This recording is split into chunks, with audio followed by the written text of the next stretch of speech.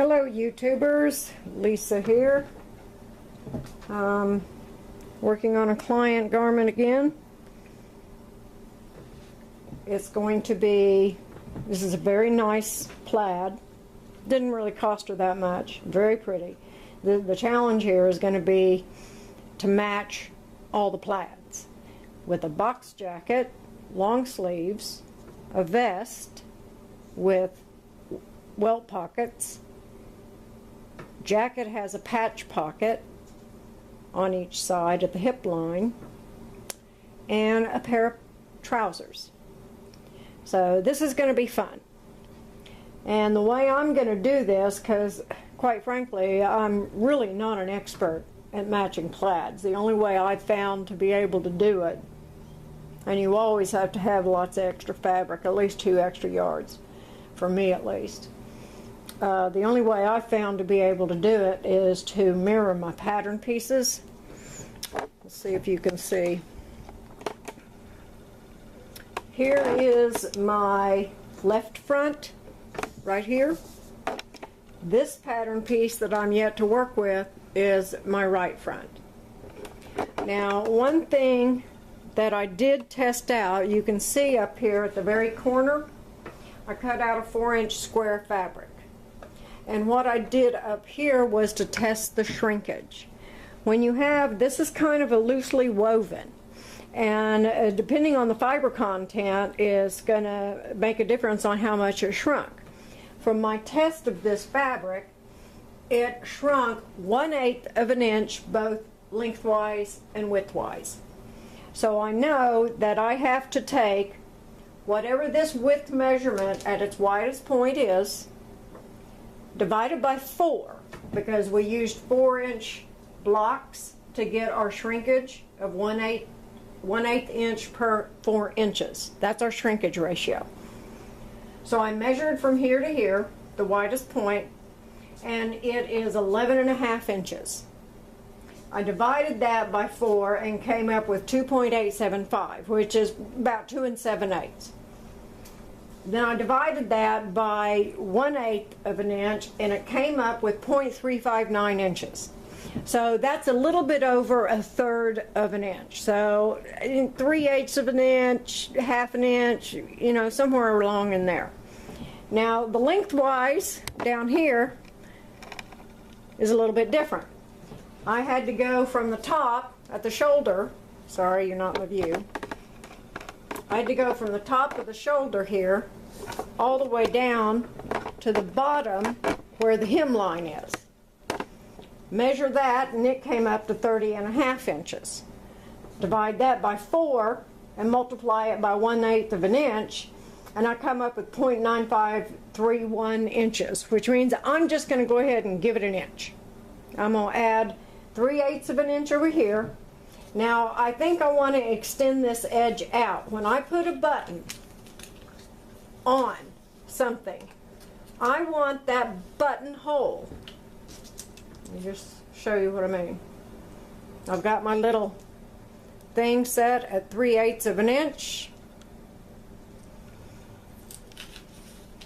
This is a 3/4 inch button. Let's do it like that.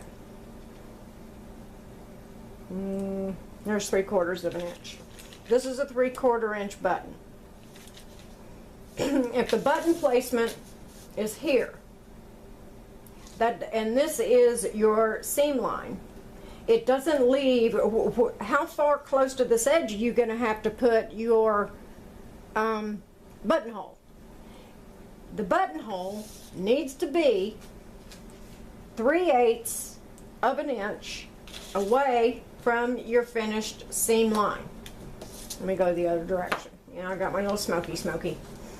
Okay, so for the buttonhole, it has to stop right here. It can't go any further into this seam line for the facing than right here.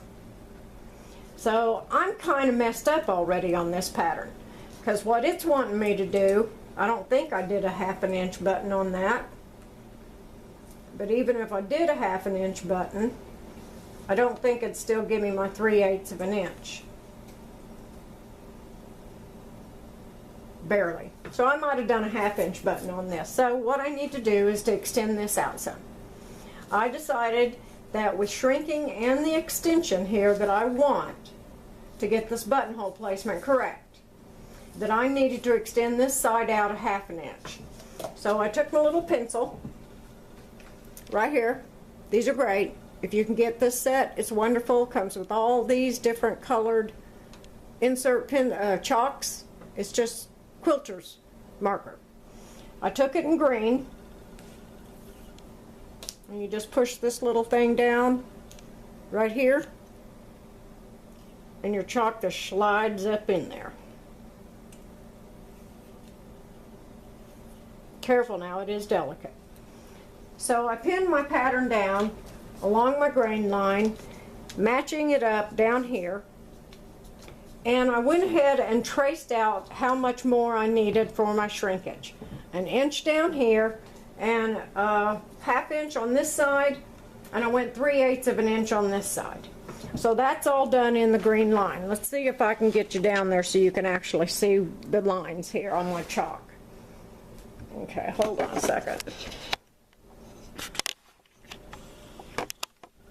This camera screen, when I turn it, is in such a position that I cannot see the view screen when it's turned, because the view screen's on the left of the camera.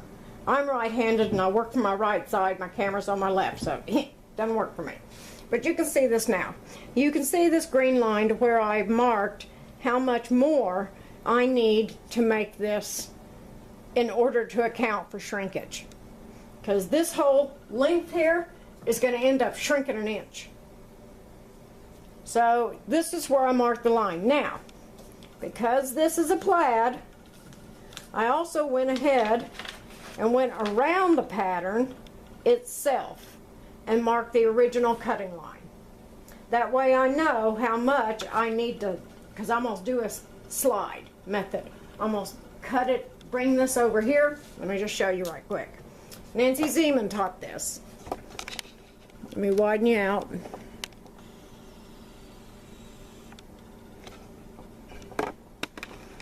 Get you back up. Okay, here's what we're going to do. Get my accoutrements out of the way. Don't throw you, baby. You're my favorite color. Purple.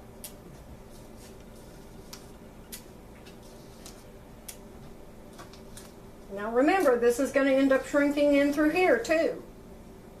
So we have to account for the shift.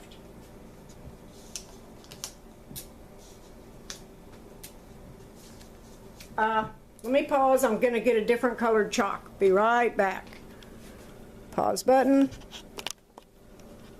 Wrong button. Okay.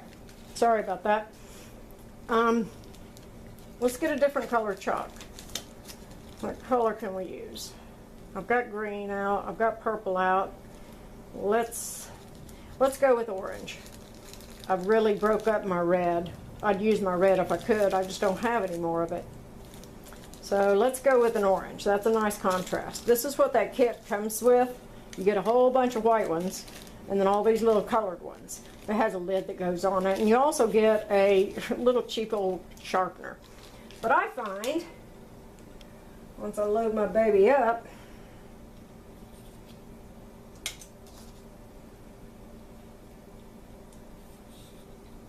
my hair is all over it, or all over me.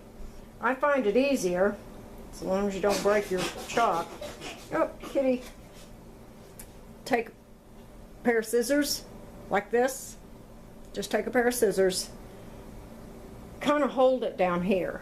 You can do this with triangle chalk too, but you want to kind of hold it down here and then just scrape. It'll bring you to a point. You don't have to really worry too much about breaking the whole thing in the sharpener, because it does break easily there. You can do this with a pair of sewing shears, your embroidery shears, something that's just rather sharp. All it does is scrape off all that old chalk, kind of do it at an angle. Just kind of scrapes off all that old chalk, and then you put this thing right back up in there to a usable length. Okay, so what we need to do, this green line is the line that we need to move to. Do I have another pin in here? No. You can see the outline now that's traced in purple. This was my testing out, this two lines here was my testing out the colors for visibility and contrast. But you can see this purple line goes right along this blue stripe. Okay, so what we need to do, first thing we're going to go length. So we're going to bring this down to the length we need it at. Okay. Then we need to bring it over to the green line on the width. Now we're just going to draw right over this green line. When you're doing a plaid, always make sure you measure it into about the same portion into the plaid. Alignment is very, very crucial. Alright, so we've got this moved over.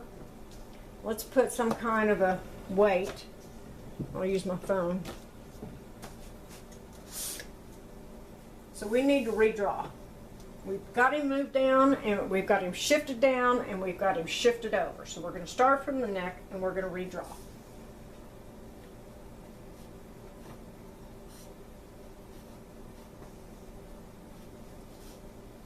Actually, we really don't have to redraw. Can you see me? You really don't have to redraw over that green line if you all know what you're doing. But sometimes if you're just starting out with this method, you do need your visual markers. Don't be afraid to keep a post-it note handy too, to remind yourself which colored lines are what, and be consistent every time you do it in this way. Be consistent. Okay, now we've got the top. Let's go ahead and do the bottom.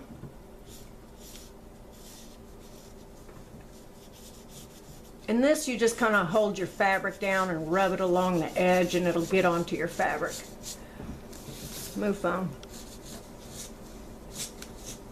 My Smoky's calling to me, I can tell.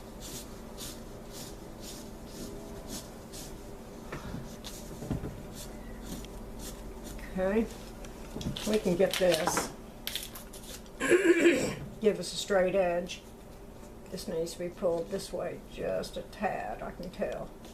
Because we're just a tad over this gray line here, and just that same amount on the gray line up there. So that's where we need to be. So let's do this. Hold it down firmly.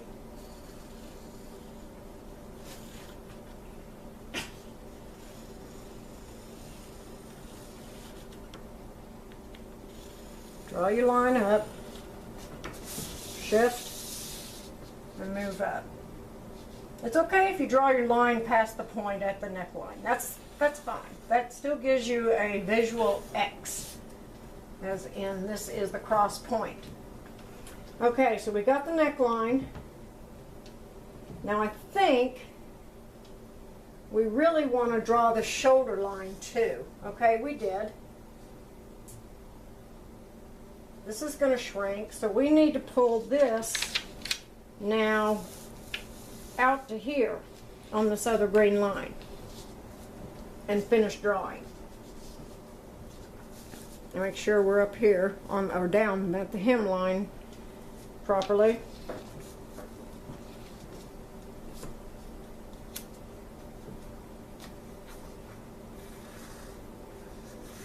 Remember, the shoulder is bigger because of the shrinkage. It looks like a lot, but it's really not. And you probably could pivot that anyway. I might be wrong on this. You watch, I'll be telling you all this and it won't work. If I remember correctly from what her books say, let's just see how much that's given us. And that's going to include seam lines. So that gives us about another 3/4 of an inch, which is 3/8 of an inch on each side, which is what I needed. Okay.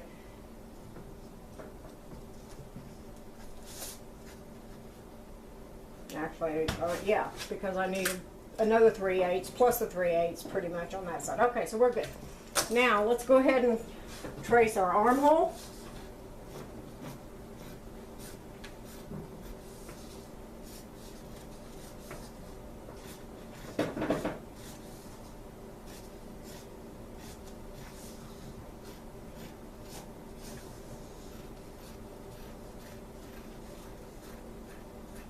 Over to the side, and we can use our ruler now to go back down this side. I might be in your way. Sorry about that.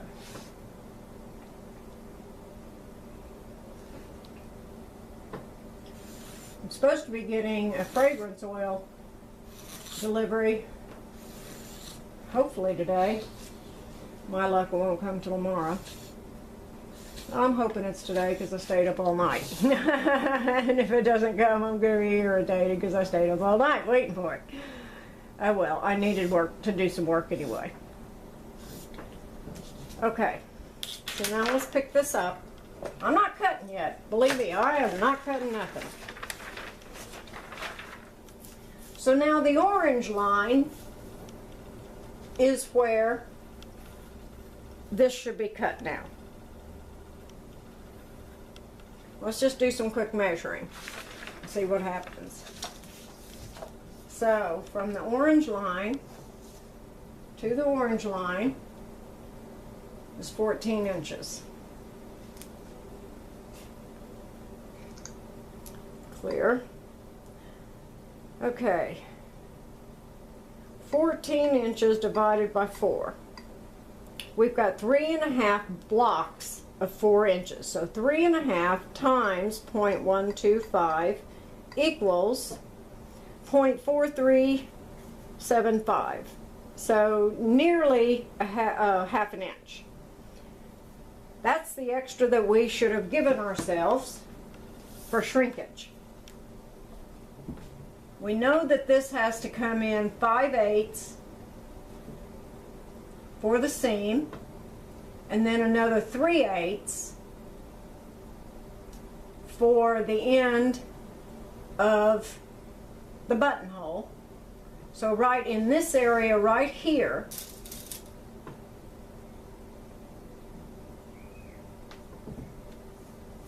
if we have, let me just get my pencil so I don't, where'd it go? Here it is. If we have, do it this way, it's easier. If we have a 5/8 inch seam allowance, and I have a 3/4 inch button, and this buttonhole needs to come 3/8 of an inch in from that seam allowance, which is right here. And just pick this guy up and just hope I don't break him. It's entirely possible. I'll be delicate. Okay. 5/8 inch seam allowance for the facing, 3/8 inch in for the buttonhole, and this 3/4 inch buttonhole is going to set right there. So at this point, right here, should be our center front. Got it? That should be pretty clear. 5/8 inch in this way for the seam allowance for the front facing. 3/8 inch in more for the start of the button or the end of the buttonhole. You can't have it end any closer to your seam allowance here because it will rip through. So always 3/8 of an inch in, and then your button's going to set right there.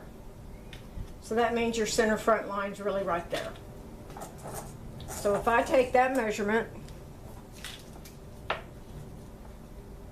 from center front, go over here,